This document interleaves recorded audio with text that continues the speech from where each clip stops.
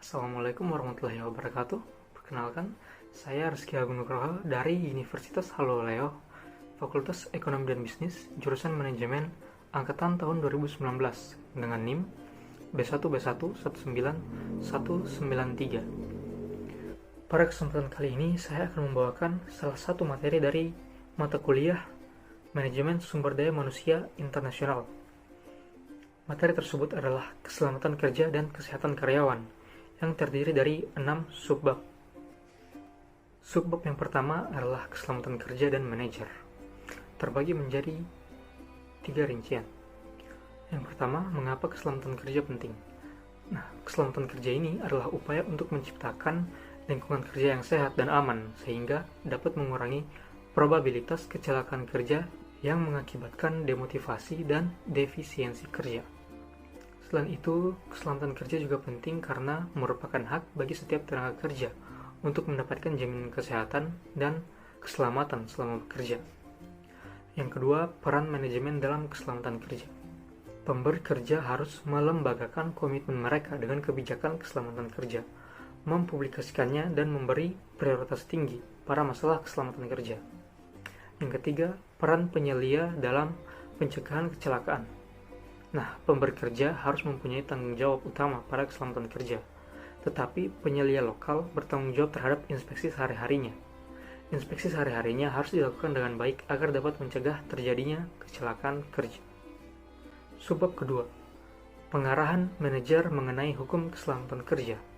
Kongres mengesahkan Undang-Undang Keselamatan dan Kesehatan Kerja tahun 1970. Undang-undang tersebut menciptakan administrasi keselamatan dan kesehatan kerja, atau Occupational Safety and Health Administration, atau disingkat dengan OSHA, dalam Departemen Kerja.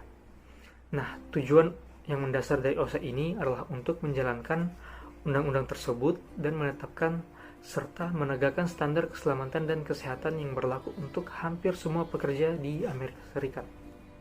Yang pertama, standar OSHA dan pengarsipan.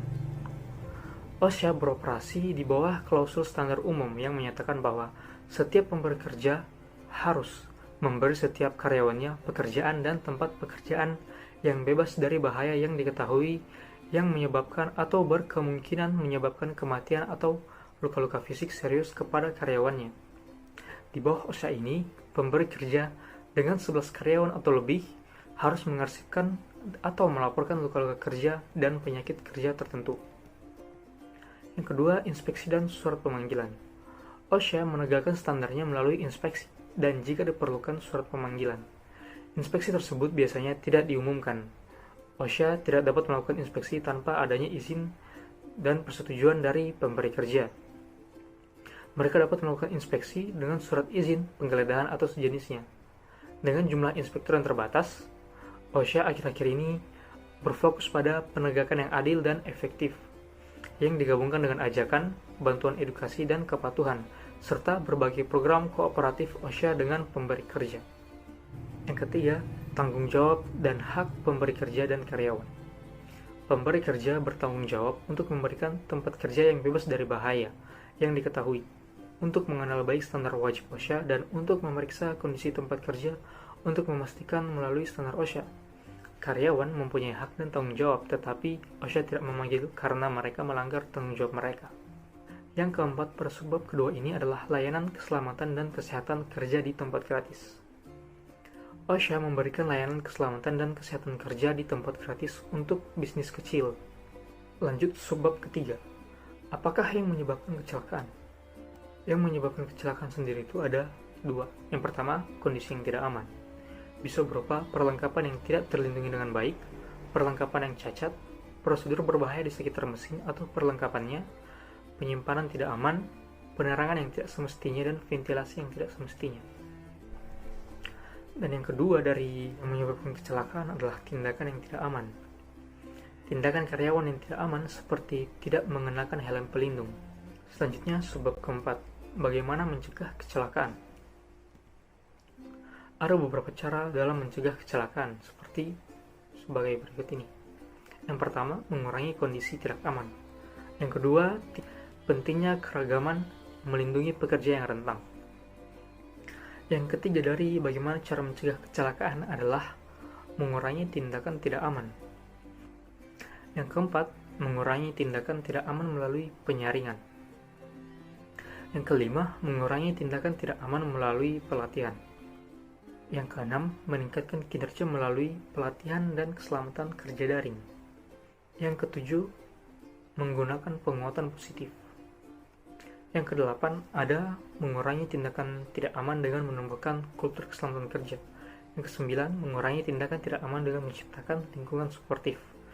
Yang kesepuluh, mengurangi tindakan tidak aman dengan menetapkan sasaran pengendalian kerugian spesifik, dan selanjutnya bisa kalian baca pada PPT ini. Subbab kelima, bahaya kesehatan di tempat kerja, permasalahan dan cara mengatasinya. Terdapat 8 bagian dari permasalahan dan cara mengatasinya ini. Yang pertama ada bahan kimia dan higien industri. Standar OSHA menyebutkan batasan paparan untuk sekitar 600 bahan kimia. Bahan-bahan berbahaya seperti ini membutuhkan pengambilan sampel udara dan tindakan preventif serta pencegahan lainnya. Pengelolaan bahaya seperti ini termasuk dalam area higien industri dan melibatkan pengenalan, evaluasi, dan pengendalian. Yang kedua, paparan asbestos di tempat kerja dan kualitas udara. Asbestos itu sendiri adalah sumber utama penyakit pernapasan yang berhubungan dengan pekerjaan. Upaya-upayanya masih terus dilakukan untuk membersihkan bangunan-bangunan tua dari zat tersebut. Yang ketiga dari permasalahan dan cara mencegahnya ada alkoholisme dan penyalahgunaan zat adiktif. Alkoholisme dan penyalahgunaan zat adiktif merupakan permasalahan di tempat kerja. Nah, bagaimana cara menangani penyalahgunaan alkoholisme dan zat adiktif? Secara ideal, program tempat kerja yang bebas obat-obatan meliputi komponen sebagai berikut. Yang pertama, kebijakan tempat kerja keras obat-obatan. Yang kedua, pelatihan penyelia. Yang ketiga, edukasi karyawan dari dampak penyalahgunaan zat adiktif. Yang keempat, bantuan karyawan. Dan kelima, pengetesan obat-obatan. Yang keempat adalah stres, kejenuhan, dan depresi. Pemberi kerja harus bekerja lebih keras untuk memastikan bahwa karyawan yang mengalami depresi menggunakan layanan dukungan yang tersedia. Yang kelima, memecahkan permasalahan ergonomika terkait komputer. Hal-hal ini meliputi karyawan harus mengambil waktu istirahat 3 hingga 5 menit saat bekerja di komputer setiap 20-40 menit pekerjaan. Yang kedua, desainlah stasiun kerja dengan fleksibilitas maksimum. Yang ketiga, kurangi cahaya yang menyilaukan dengan perangkat seperti tirai pada jendela dan pencahayaan tidak langsung. Selanjutnya, biarkan pengguna untuk memposisikan pergelangan tangannya di ketinggian yang sama dengan siku. Selanjutnya, yang keenam, dari permasalahan dan cara mengatasinya. Yang keenam ini adalah kelainan gerakan repetitif. Kelainan gerakan repetitif termasuk kelainan seperti sindrom lorong karpal atau tendonitis dan diakibatkan dari terlalu banyak repetisi tanpa jeda dari suatu aktivitas atau gerakan, atau dari gerakan yang tidak natural seperti memutar lengan atau pergelangan tangan. Yang ketujuh ada penyakit menular. Pemberi kerja dapat mengambil langkah-langkah untuk mencegah masuknya atau penyebaran penyakit menular. Langkah-langkahnya ini meliputi 1. Memantau secara ketat peringatan perjalanan dari Pusat Pengendalian dan Pencegahan Penyakit. 2. Memberikan penyaringan medis harian untuk karyawan yang pulang dari area terinfeksi. Yang ketiga, menolak akses selama 10 hari kepada karyawan atau pengungsi yang pernah mempunyai kontak dengan individu yang diduga tertular penyakit. Dan yang ke-8 ada merokok di tempat kerja. Hukum federal tidak secara eksplisit melarang diskriminasi terhadap perokok, akan tetapi jika mayoritas dari perokok di sebuah perusahaan kebetulan adalah minoritas, aktivitas anti merokok dapat dipandang sebagai tindakan diskriminatif. Subbab ke-6 dari keselamatan kerja dan kesehatan karyawan. Subbab ke-6 ini berupa keamanan kerja dan manajemen risiko. Keselamatan di tempat kerja berhubungan dengan risiko luka-luka atau penyakit para karyawan. Sedangkan keamanan di tempat kerja berhubungan dengan melindungi karyawan dari risiko keamanan internal dan eksternal seperti tindakan kriminal oleh perilaku dari luar dan ancaman terorisme. Yang pertama, manajemen risiko perusahaan.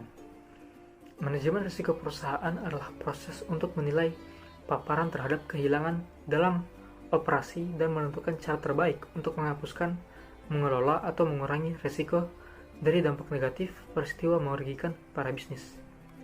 Yang kedua, mencegah dan mengatasi kekerasan di tempat kerja.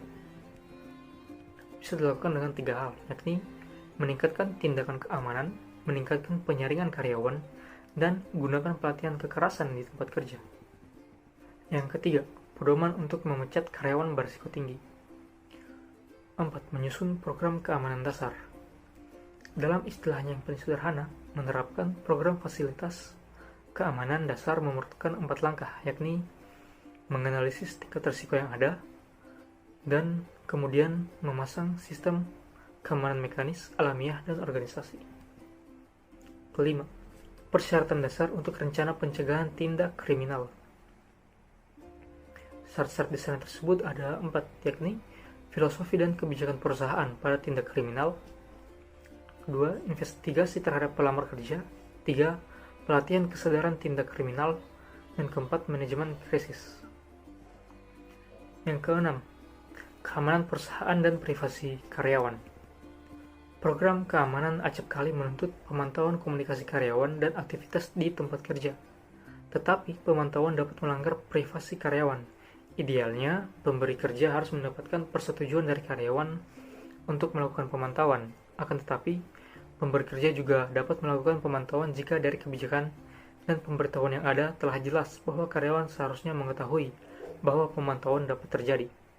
Yang ketujuh, rencana kelangsungan bisnis dan keadaan darurat. Kemungkinan keadaan darurat yang terjadi karena kebakaran, serangan, dan masalah-masalah serupa berarti pemberi kerja membutuhkan rencana kelangsungan fasilitas dan keadaan darurat. Rencana tersebut harus mencakup deteksi awal masalah, metode untuk mengkomunikasikan keadaan darurat secara eksternal, dan rencana komunikasi untuk memulai evakuasi. Yang kedelapan, media sosial dan sumber daya manusia. Media sosial seperti Twitter merupakan pilihan jenis untuk mengkomunikasikan informasi darurat dengan cepat ke sejumlah besar individu yang terpencar.